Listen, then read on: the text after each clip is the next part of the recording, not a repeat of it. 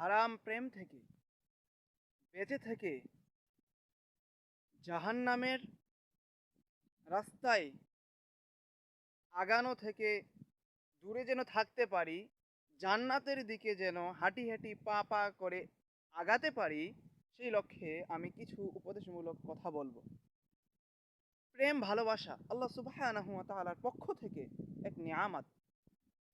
এই প্রেম ভালোবাসাকে যখন কেউ হারামভাবে গ্রহণ করবে, তখন এটি তার নিয়ামতের নাশুকরি করা হবে।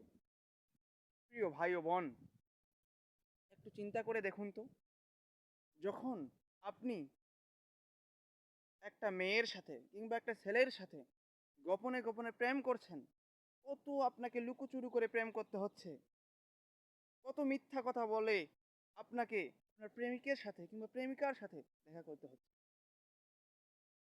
আবার কেউ যদি দেখে ফেলে আপনাদের এই গোপন রিলেশন, তখনও আপনাদের উপরে চলে আসতে পারে লাঞ্ছনা।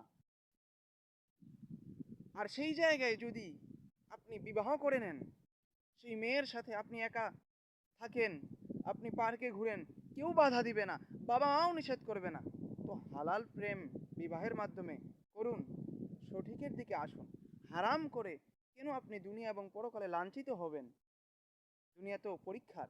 তাই আল্লাহ সুবহানাহু ওয়া তাআলা আমাদের নিজেদেরকে কন্ট্রোল, অন্তরকে, নফসকে কন্ট্রোল করার এবং যাবতীয় হারাম প্রেম ভালোবাসা থেকে দূরে থেকে একমাত্র হালাল বিবাহ সম্পাদন করে সঠিকভাবে আমাদেরকে প্রেম ভালোবাসা উদযাপন করার আল্লাহ সুবহানাহু ওয়া তাআলা তৌফিক দান করুক।